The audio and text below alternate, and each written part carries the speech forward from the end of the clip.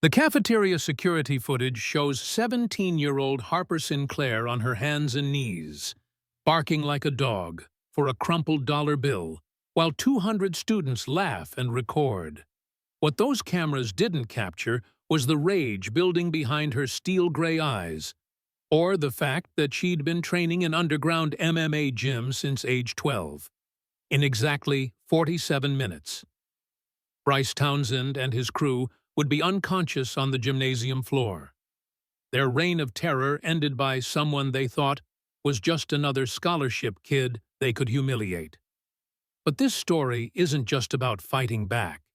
It's about what happens when the system designed to protect the powerful finally crumbles. If you've ever felt invisible in a crowd of people who thought they owned the world, you'll understand why Harper's story hit different. Because sometimes the quietest voices carry the loudest truths. The sound echoed through Westfield Academy's marble-floored cafeteria like a gunshot. Harper's voice reduced to animal sounds while 300 of Connecticut's wealthiest teenagers held up their phones. "Louder!" Bryce Townsend commanded from his throne-like position atop the center table, his quarterback shoulders casting shadows over the girl crawling beneath him. "You want that dollar? Earn it like the dog you are." Harper's knees pressed against the cold stone floor, her worn jeans a stark contrast to the designer uniforms surrounding her. The crumpled bill lay just inches from her fingers, representing more than pocket change to someone whose mother worked double shifts at the local diner just to keep their lights on. Each bark that escaped her throat felt like swallowing glass, but the alternative was explaining to her mom why the scholarship committee had suddenly found reasons to question her academic standing. Cole Brennan circled her with his phone raised, his perfectly styled brown hair catching the overhead lights as he live-streamed to his 50,000 followers. "This is what happens when scholarship kids try to compete with real students," he announced to his audience, his voice dripping with practiced cruelty. "Some people just need to learn their place in the food chain." Jackson Reed stood guard by the cafeteria entrance, his wrestler's build intimidating any faculty who might consider intervening. His dark eyes held a satisfaction that went deeper than simple entertainment. This was personal vindication for every slight he'd imagined from Harper's academic success. "Come on, Sinclair," he called out. "My little sister's dog has better bark than that." The laughter crescendoed as Harper's voice cracked on the third bark, her face flushing crimson as she reached for the dollar. But something flickered behind her gray eyes in that moment, something cold and calculating that the cameras couldn't capture.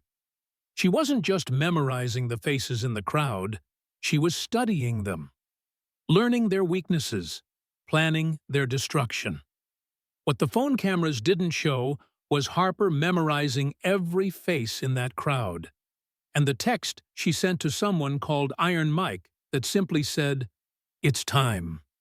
The humiliation ritual ended when Principal Patricia Caldwell's heels clicked across the marble floor, her designer suit and perfectly coiffed silver hair announcing her arrival like a corporate battle cry. "What's happening here?" she demanded, though her tone suggested she already knew and cared more about managing optics than addressing cruelty. Bryce straightened to his full 6'2" height, his blue eyes sparkling with the confidence that came from knowing his father's donations had funded the new computer lab. "Just having lunch, Principal Caldwell," he said with practiced innocence. "Harper was entertaining us with some animal impressions. Wasn't that right?" Harper. Harper slowly stood, brushing dust from her knees while keeping her expression carefully neutral. Every instinct screamed to fight back, to show these entitled monsters what 4 years of underground training could accomplish. But she'd learned patience from Iron Mike, learned that the most devastating strikes came from positions of apparent weakness. "Everything's fine," Harper replied, her voice steady despite the humiliation burning in her chest. She pocketed the dollar bill, knowing she'd need every cent for her mother's medications. Just some harmless fun between classmates. Principal Caldwell's gaze swept the crowd of students, many still holding their phones despite her disapproving stare. "I trust everyone has somewhere to be before fifth period," she announced, though her words lacked any real authority. The students dispersed with the lazy confidence of people who knew consequences didn't apply to them. As the cafeteria emptied, Harper caught sight of Zoe Parker in the corner, her camera club equipment partially hidden behind her messenger bag. Their eyes met for just a moment, and Harper saw something she hadn't expected: documentation. Zoe had been filming too, but not for entertainment, for evidence. The rest of Harper's afternoon passed in a blur of whispered conversations and sideways glances. News of the cafeteria incident had spread through Westfield's social media networks faster than wildfire, with Cole's live stream already approaching 100,000 views. Teachers who usually acknowledged her academic achievements now avoided eye contact, understanding that association with social pariahs could damage their own standing with powerful families. But Harper had learned long ago that survival meant thinking 3 moves ahead. While her classmates saw humiliation, she saw opportunity. The same technology that had broadcast her degradation would eventually document their downfall. After school, Harper walked 15 blocks to Murphy's Underground Gym, a converted warehouse in the industrial district where working-class kids learned to fight because the world had taught them they'd need to. The building's exterior showed its age with rusted metal siding and windows painted black for privacy. But inside lived something pure, the honest violence of people who understood that sometimes the only way out was through. Iron Mike Torino stood in the center of the ring, his scarred hands wrapped in tape as he worked with a 17-year-old from the East Side. At 55, Mike had fought professionally until a car accident ended his career, leaving him with a permanent limp and an unshakable belief that technique could overcome any disadvantage. His gray beard couldn't hide the kindness in his dark eyes, though few people got close enough to see past his intimidating exterior. "You're late," Mike said without turning around, somehow always knowing when Harper entered his domain. "Bad day at rich kid school." Harper said nothing as she wrapped her hands, the familiar ritual centering her thoughts and channeling her rage into something useful. She'd been coming here since age 12, when her father's death had left her mother struggling to pay rent and Harper needing somewhere to put her anger at the unfairness of it all. "They made me bark," she said finally, her voice flat with controlled fury.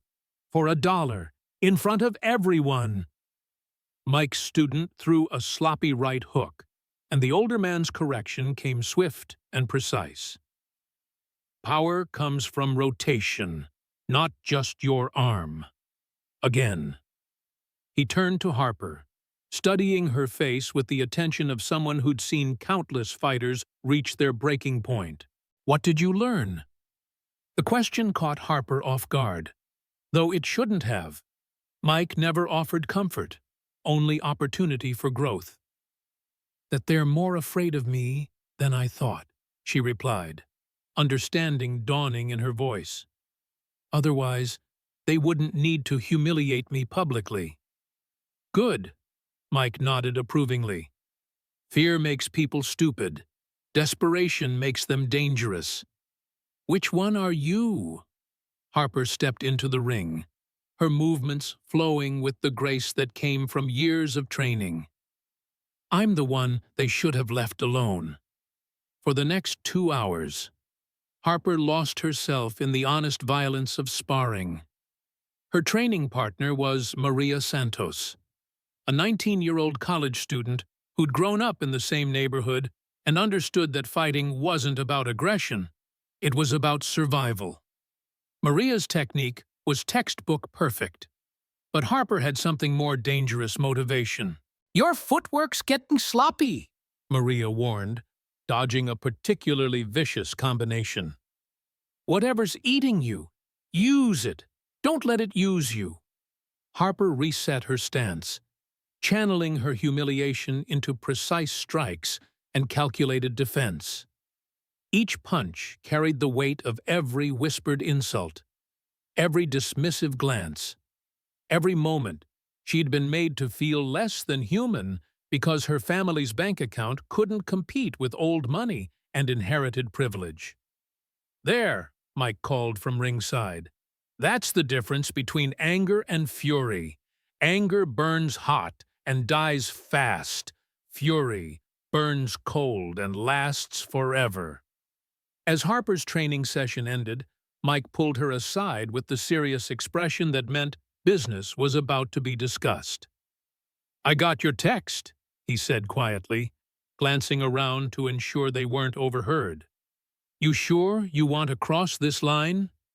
Once we start, there's no going back to being invisible." Harper thought about her mother working 16-hour shifts to pay for medications that insurance companies found creative ways to deny. She thought about the scholarship that represented her only path to college, now threatened by rich kids who saw her success as theft from their rightful inheritance. She thought about the dollar bill in her pocket, earned through degradation because the alternative was watching her future disappear. "They crossed the line first," she replied, her gray eyes holding the same cold determination that had made her father a decorated Marine before cancer took him. "I'm just responding to the invitation." Mike nodded slowly, recognizing the look of someone who'd moved beyond seeking justice and into delivering consequences. "Then we do this right. Clean. Professional. No mistakes that hurt innocent people." "What did you have in mind?" Mike's smile held the promise of violence wrapped in legitimate authority. "You remember what I told you about fighting smarter than your opponents?" Harper nodded, recalling countless lessons about using superior technique to overcome size and numbers disadvantages. "Time to teach some rich kids that money can't buy everything," Mike continued, starting with respect.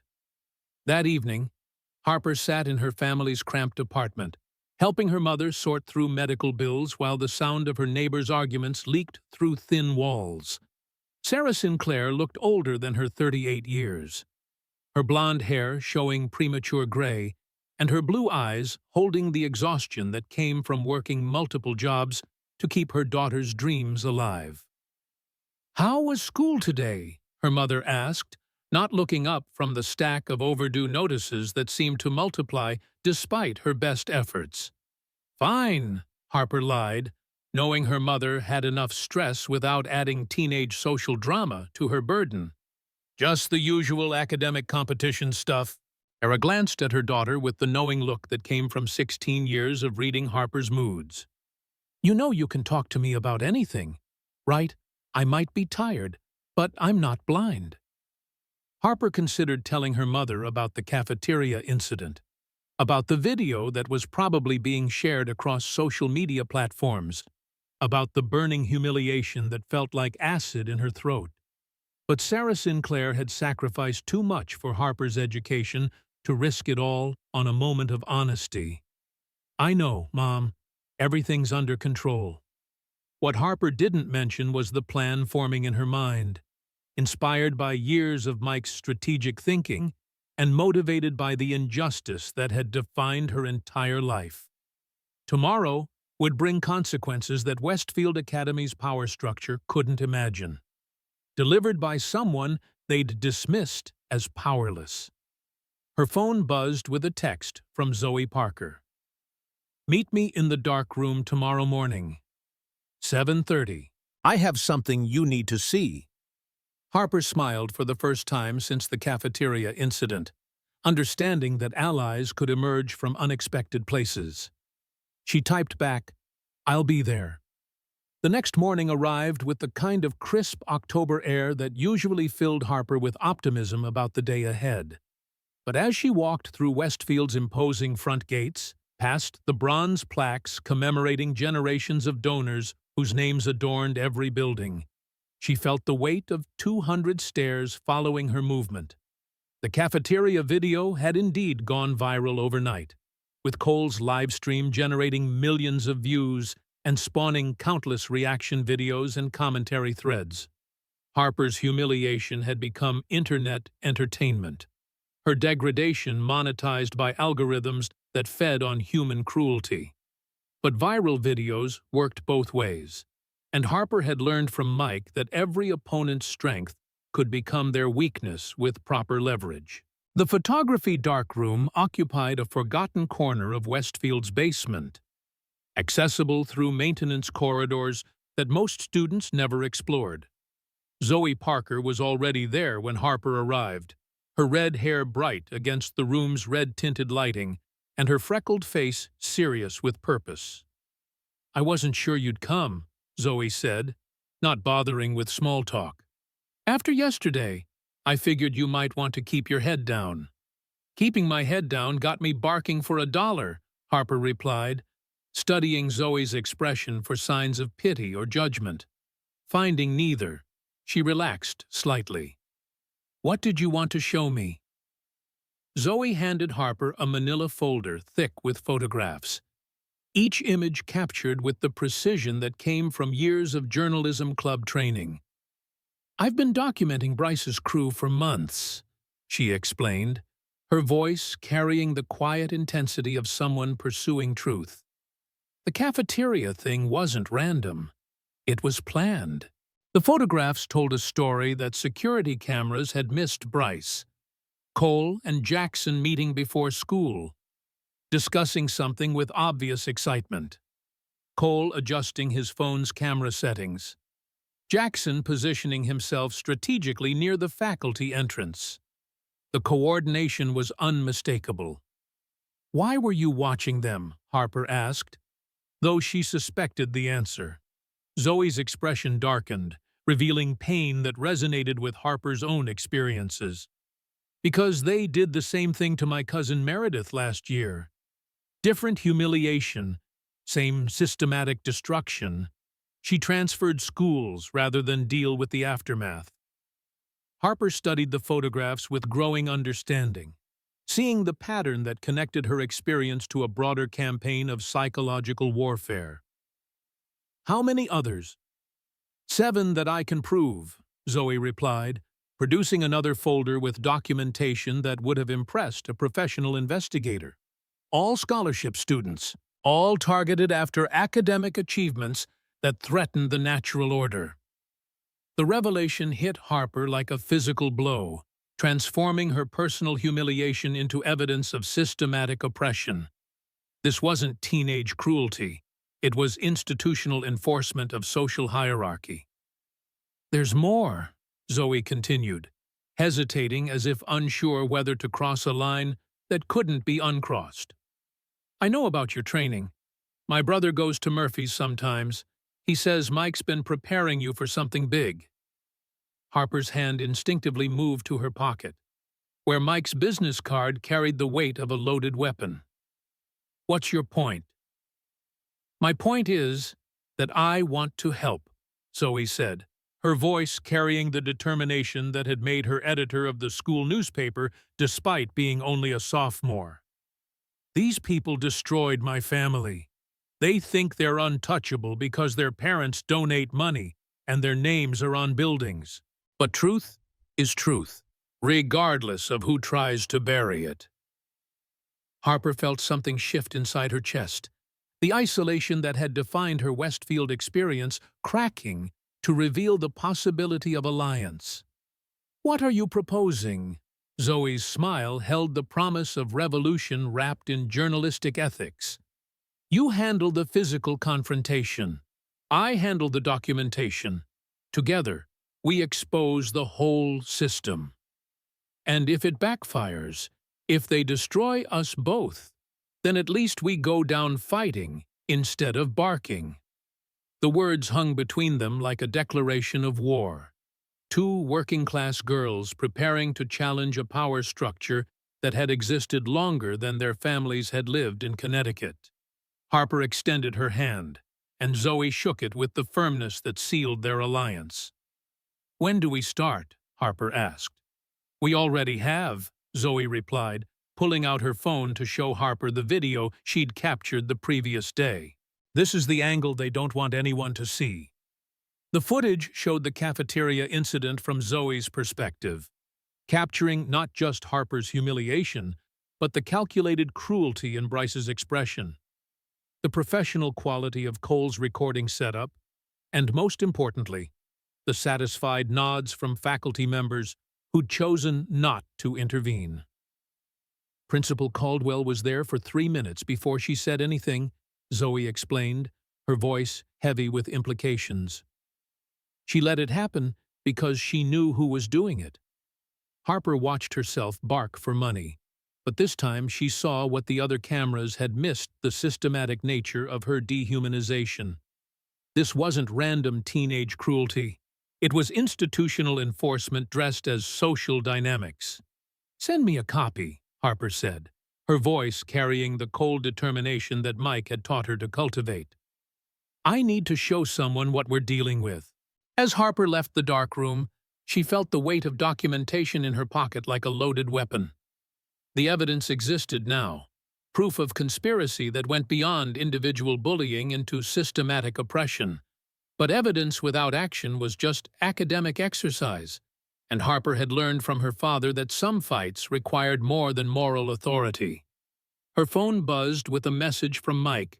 "Jim, noon. Bring your gear and that footage you mentioned." Harper smiled as she typed back, "On my way."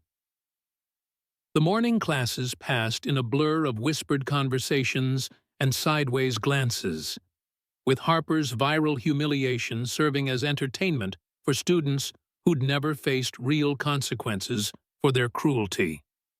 But Harper noticed something else: the fear in Cole's eyes when she made eye contact, the way Jackson avoided her completely, and most tellingly, Bryce's nervous energy during advanced placement history. They knew she was planning something, but their privileged bubble had protected them from consequences for so long that they couldn't imagine what form retaliation might take.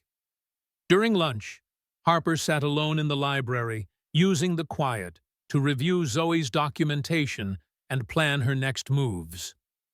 The photographs revealed patterns that would have impressed a criminal investigator's: systematic targeting, coordinated harassment, and administrative complicity that went to the highest levels of school leadership. Her phone buzzed with a text from an unknown number. "Enjoyed the show yesterday. Looking forward to the sequel." Harper screenshot the message, adding it to her growing file of evidence. Whoever was behind the harassment campaign was escalating, moving from public humiliation to direct threats. Mike had taught her that escalation usually preceded desperation, and desperate opponents made critical mistakes. She typed back, "Which sequel are you referring to?" The response came immediately: "The one where you learn your place permanently." Harper's blood ran cold as she processed the implications, but her training kicked in automatically. Fear was information, not paralysis. Someone was threatened enough by her existence to risk direct confrontation, which meant she had more power than they wanted to acknowledge. She forwarded the threat to Zoe with a message: "Documentation continues."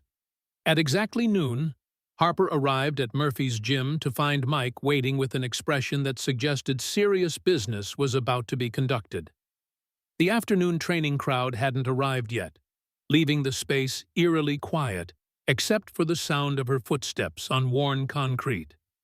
"Show me the footage," Mike said without preamble, his scarred hands steady as Harper handed him her phone.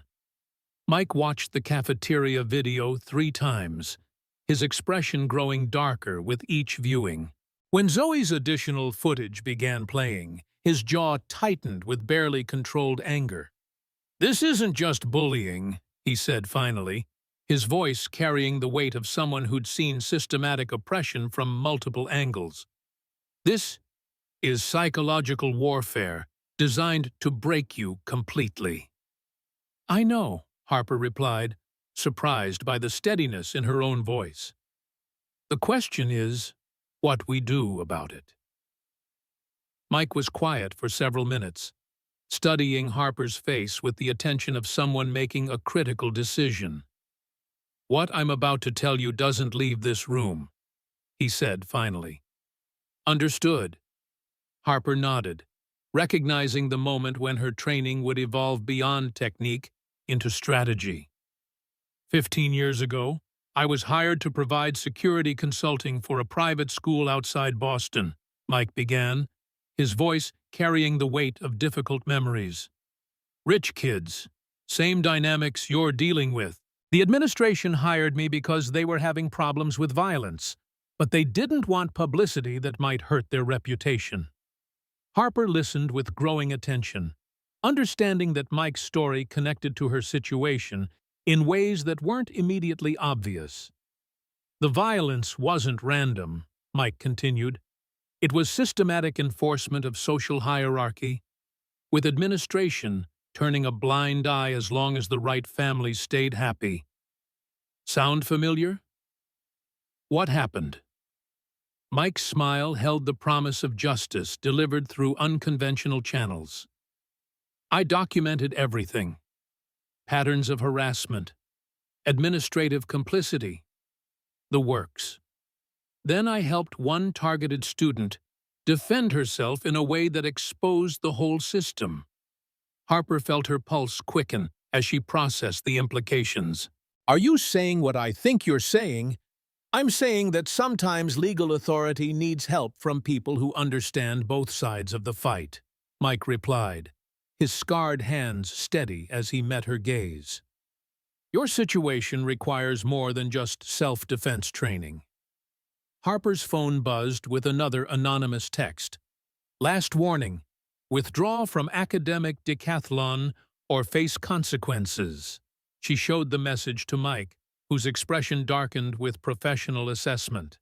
They're escalating because they're scared, he said, his voice carrying the confidence that came from decades of reading opponents. Scared people make mistakes. What kind of mistakes? Mike's smile promised education in subjects not covered by traditional curricula. The kind that give us legal justification for responses they'll never see coming. As Harper left Murphy's gym that afternoon, she carried more than training and technique.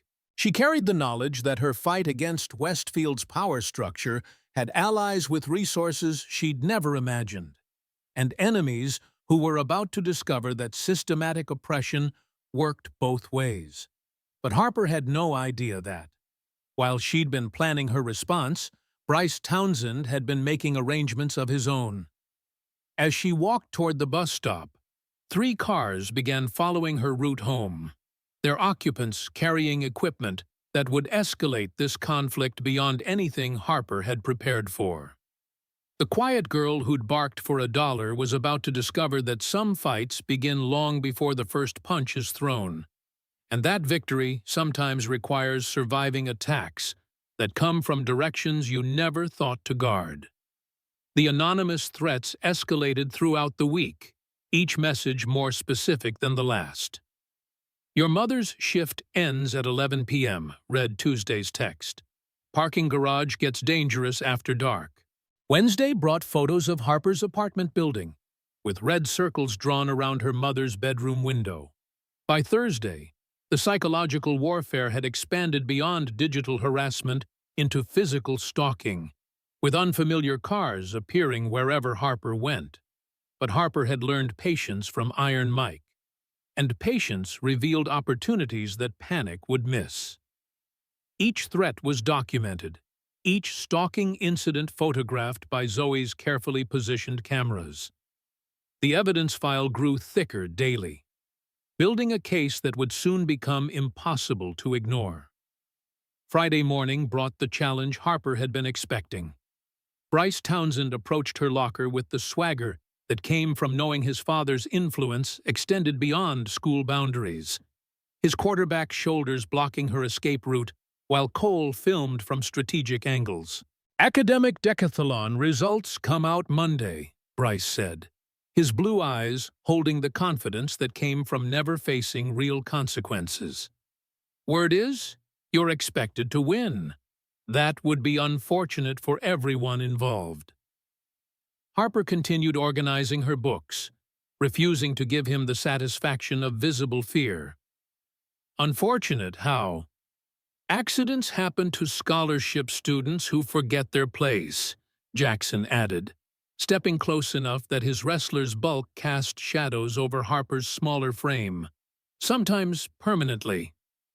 The threat hung in the air like a loaded weapon, clear enough to intimidate but vague enough to maintain plausible deniability. Harper felt her training kick in automatically, her body shifting into a more balanced stance while her mind calculated angles and distances. "Is that a threat?" she asked, her voice steady despite the adrenaline beginning to course through her system. Bryce's smile held the cruelty that came from knowing the system would protect him regardless of his actions. "It's a friendly warning from concerned classmates. We'd hate to see anything happen to you or your family." Cole's phone captured every word, though Harper suspected this footage would disappear if authorities ever became involved. The documentation was for their entertainment, not her protection.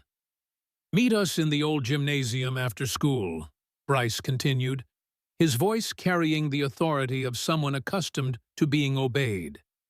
"We'll settle this like civilized people, unless you're too scared to face us without hiding behind teachers and administrators."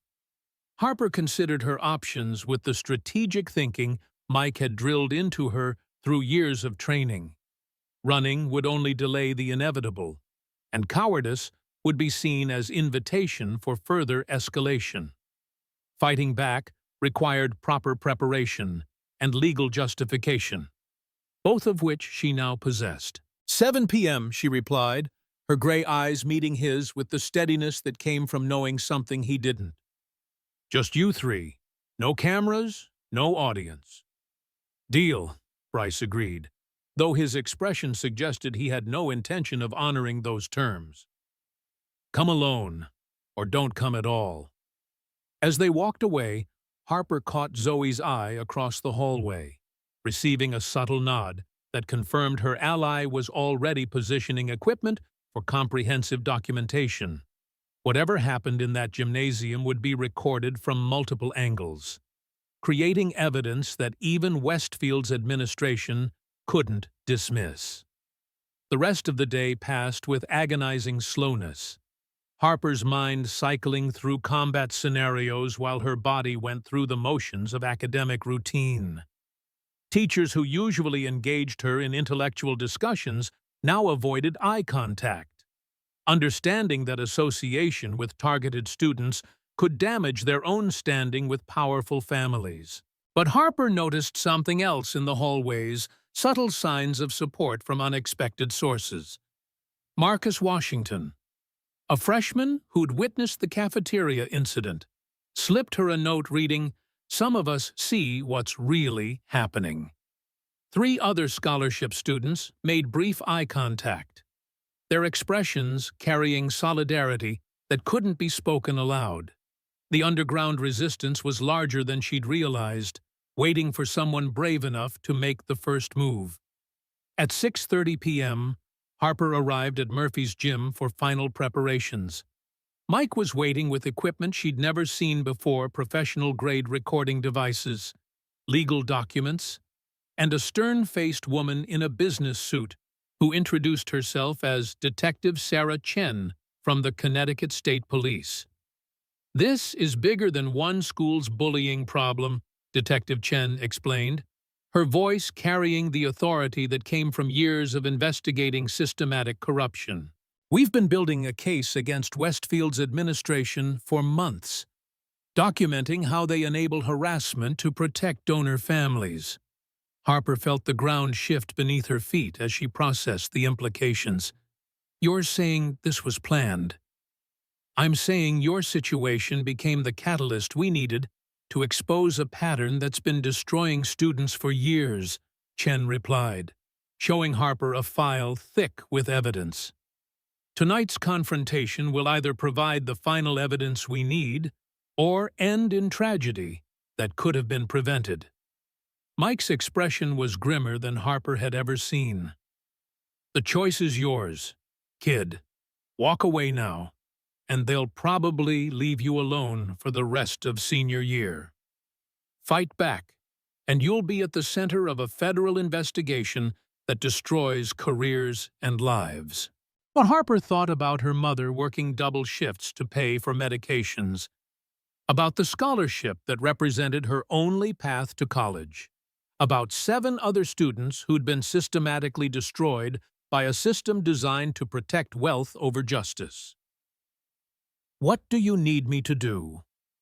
Detective Chen smiled with satisfaction that suggested justice was about to be served.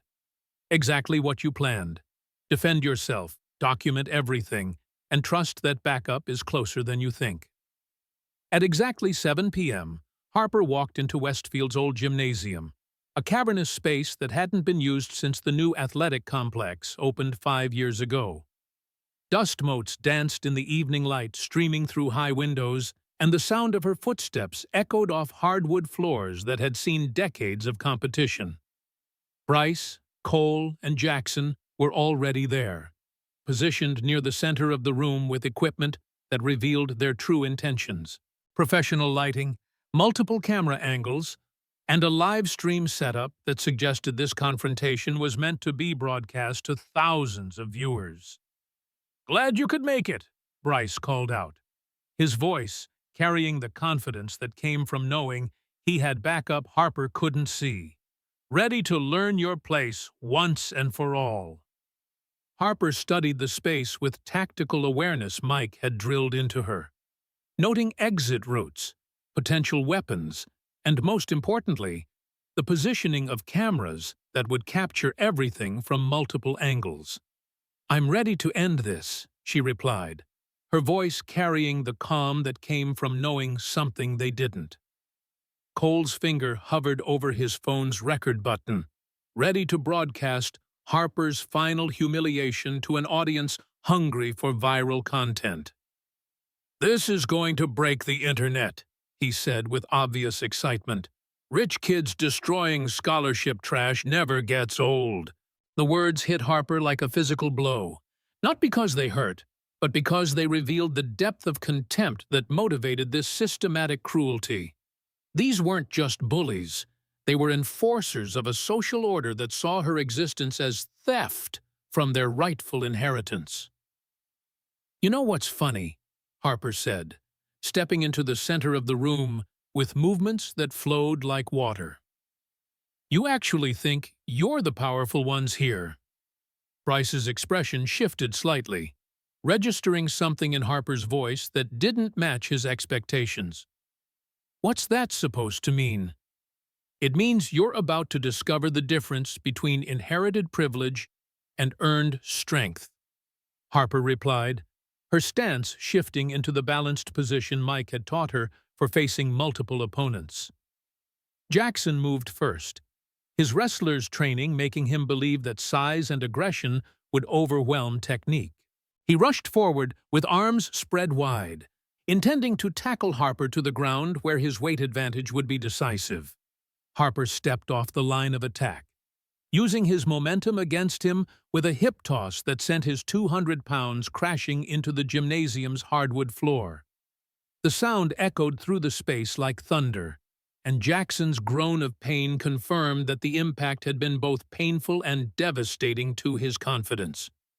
Cole fumbled with his phone, trying to adjust his filming angle while backing away from the violence he'd helped orchestrate.